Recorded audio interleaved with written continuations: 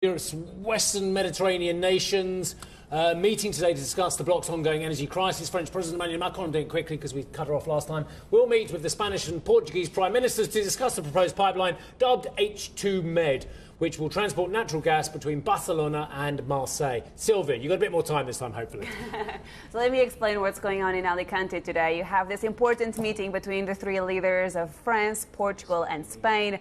And indeed, they're going to talk about this new pipeline that is meant to be built between Barcelona and Marseille. And the idea with this pipeline initially is to move natural gas from the Iberian Peninsula, essentially, to the rest of Europe, and then at a later stage to have hydrogen flowing in this pipeline. Having said that, the leaders will discuss today the implications, in particular climate-related implications of this pipeline, and then decide whether or not they're going to go ahead with this project. The second item on the agenda is funding. How are they going to pay for this pipeline? And this is where the EU comes in. The President of the European Commission, Ursula von der Leyen, will be attending this meeting as well, and they are going to be discussing whether this pipeline has relevance to the rest of Europe, and if so, then it could enjoy some European funding as well. So all eyes on these leaders, and later on today, then this meeting will actually be broadened up, and we will have all of the leaders of the Mediterranean gathering as well in Alicante. Can I be honest with you? A lot of brilliant ideas come out of Europe, but they remain brilliant ideas, or they get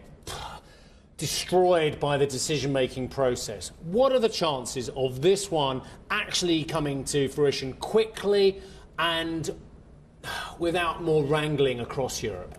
Quickly, we don't know, but it's very likely that it's going to go ahead because you have France essentially on side with the Spanish and the Portuguese, which didn't happen with the previous pipeline that they were discussing. And the Germans are also very keen to go ahead with this. So you have quite a lot of strong political willingness, to say, behind this project. So it is very likely that it's going to go ahead. But of course, how long is this going to take to build, and when will actually the consumers benefit from this pipeline? So these are still questions that remain to be answered, Steve. But not all in all, there's this huge effort, as we've noticed, from European leaders to improve the energy security across the bloc. What about the cap story? Has that settled down now? No. So we have a new meeting of energy ministers on Tuesday. European officials have told me that at the moment, the proposal that's on the table suggests that the cap for gas prices will sit at 220 rather than 275 as initially suggested by the European Commission.